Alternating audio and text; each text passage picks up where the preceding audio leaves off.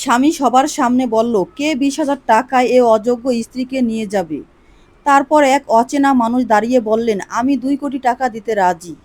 চলুন শুরু করা যাক। 20,000 টাকা থেকে বিডিং শুরু। মাইক্রোফোন হাতে নিয়ে হেসে বললেন আমার স্বামী মাহবুব রহমান। দেখি তো এই অযোগ্য বউটাকে কে নিয়ে যেতে চান? ঢাকার 5 তারকা একটি হোটেলের বিশাল বলরুমে প্রায় 3 শতাধিক অতিথি একসঙ্গে হেসে উঠলেন। আমি নীল রঙের একটা শাড়ি পরে মঞ্চে নিশ্চুপ দাঁড়িয়েছিলাম।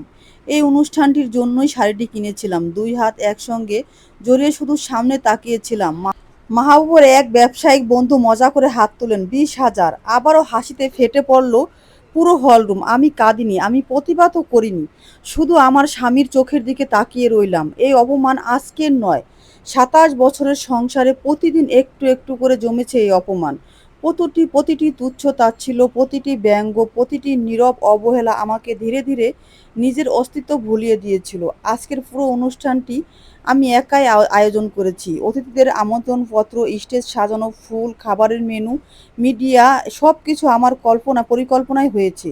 গত 11 বছর ধরে মাহবুব রহমান ফাউন্ডেশনের প্রতিটি অনুষ্ঠানের পিছনে আমি ছিলাম। কিন্তু প্রশংসা সবসময় পেয়েছে মাহবুব।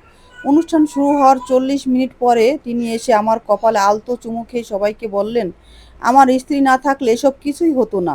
কিন্তু পরের 1 ঘন্টা ধরে তিনি এমনভাবে কথা বললেন যে প্রতিটি সিদ্ধান্ত তিনি নিয়েছেন।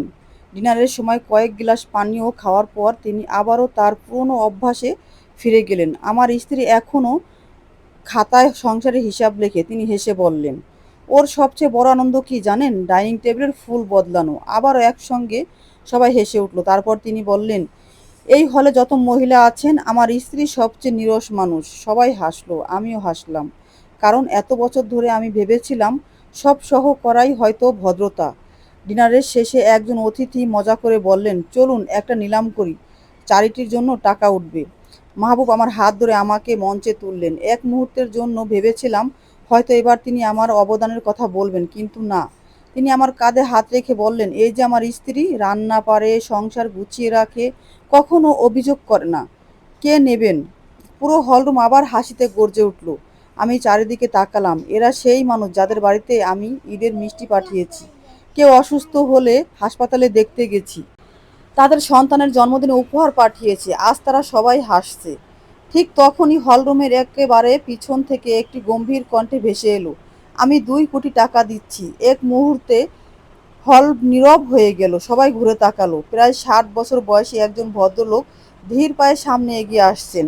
ধূসর রঙের শোট পরা, চোখ দুটো স্থির। তিনি আমার দিকে তাকিয়েই আছেন। মাহবুব অপ্রস্তুত হেসে বললেন, স্যার, আপনি তো অনেক বড় দান করলেন। ভদ্রলোক তার বাড়িয়ে দেওয়া হাত ধরলেন না। তিনি শান্ত গলায় বললেন, আমি এই ফাউন্ডেশনের জন্য আসিনি। আমি এসেছি কারণ জানতাম শারমিন রহমান আজ এখানে থাকবেন। মাহবুব অবাক হয়ে বললেন, আপনারা একে অপরকে চেনেন? আমি মাথা নাড়লাম। না, আমি জীবনে এই মানুষটিকে কখনো দেখিনি। ভদ্রলোক আমার দিকে তাকিয়ে বললেন, মিসেস রহমান, আগামীকাল আপনার সঙ্গে আমার জরুরি কথা আছে। একটি সত্য আপনি বহু বছর আগে জানার কথা ছিল। আমি কিছুক্ষণ চুপ থেকে বললাম, ঠিক আছে, আমি আসব। সেদিন রাতে বাসায় ফেরার পথে মাহবুব একটা কথাও বলেননি। স্টিয়ারিং এত শক্ত করে ধরেছিলেন যে তার আঙ্গুল সাদা হয়ে গিয়েছিল। হঠাৎ তিনি বললেন, তুমি কি করেছো যে একজন মানুষ তোমার জন্য 2 কোটি টাকা দিতে চায়? আমি শান্তভাবে উত্তর দিলাম, কিছুই না। তিনি বিশ্বাস করলেন না। সেই রাতে তিনি নিজের ব্যক্তিগত সহকারীকে ওই ভদ্রলোক সম্পর্কে সব তথ্য বের করার নির্দেশ দিলেন। ভোরের আগেই রিপোর্ট এসে পৌঁছালো। রিপোর্ট পড়ে মাহবুবের মুখের রং বদলে গেল। বাংলাদেশের অন্যতম শীর্ষ শিল্পপতি ও সমাজসেবী ওয়াহিদ রেজা গত 25 বছর ধরে একজন নারীকে খুঁজছিলেন। সেই নারীর নাম শারমিন আক্তার। আর আমি তখনও জানতাম না সেদিনে সেই অপমান নিলাম আমার জীবনের এমন এক দরজা খুলে দিয়েছে যার কোনোদিন বন্ধ হবে না। মাহবুবও জানতো না দরজার ওপারে এমন এক সত্য অপেক্ষা করছে যা তার পুরো পৃথিবী বদলে দেবে। পরদিন দুপুরে ওয়াহিদ রেজা আমাকে ঢাকার গুলশান বা বনানীর কোনো অভিজাত রেস্টুরেন্টে নয়, বরং ধানমন্ডির একটি ছোট নিরিবিলি পুরনো রেস্টুরেন্টে দেখা করতে বললেন। এমন একটি জায়গা যেখানে সাংবাদিকদের ভিড় নেই, পরিচিত মানুষের আনাগোনাও খুব কম। আমি পৌঁছাতেই তিনি সম্মানের সঙ্গে দাঁড়িয়ে আমাকে স্বাগত জানালেন। ওয়েটার অর্ডার নিয়ে চলে যাওয়ার পর তিনি কয়েক মুহূর্ত নীরব থেকে বললেন, শারমিন আপা, গত রাতের ঘটনার জন্য আমি আগেই ক্ষমা চাইতে চাই।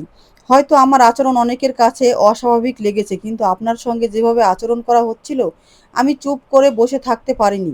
আমি সরাসরি তার চোখের দিকে তাকিয়ে প্রশ্ন করলাম, আপনি আমাকে চেনেন কিভাবে?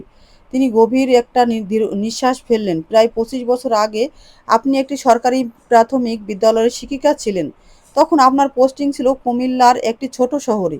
আমি অবাক হয়ে তার কথা শুনছিলাম। তিনি ধীরে ধীরে বলতে শুরু করলেন, একদিন প্রবল বৃষ্টির মধ্যে আপনি বাস স্ট্যান্ডে এক কিশোরীকে একা বসে থাকতে দেখেছিলেন। মেয়েটির কাপড় ভিজে গিয়েছিল, কাঁধে ছিল ছেঁড়া একটি ব্যাগ, আর চোখে ছিল অসহায় ভয়ের ছাপ। হঠাৎ করেই বহু বছরের পুরনো সেই দৃশ্য আমার চোখের সামনে ভেসে উঠল। আমি আস্তে করে বললাম, মেয়েটির নাম নীলা? ওয়াহিদ রেজা মৃদু হেসে মাথা নাড়লেন। হ্যাঁ, সে আমার ছোট বোন, নীলা রেজা। আমি নিঃশব্দে তার দিকে তাকিয়ে রইলাম। তিনি বলতে লাগলেন, সেদিন নীলা বাড়ি থেকে পালিয়ে এসেছিল। নিজের জীবনের উপর ভরসা হারিয়ে ফেলেছিল। সে ঠিক করেছিল প্রথম যে বাস পাবে তাতে উঠে অজানা কোথাও চলে যাবে। কিন্তু আপনি তাকে এক প্লেট গরম খিচুড়ি খাইয়েছিলেন, তার জন্য নতুন কাপড় কিনে দিয়েছিলেন, নিজের মোবাইল থেকে সমাজসেবা অফিসে ফোন করেছিলেন। গল্পটির প্রথম পার্ট দেয়া হলো।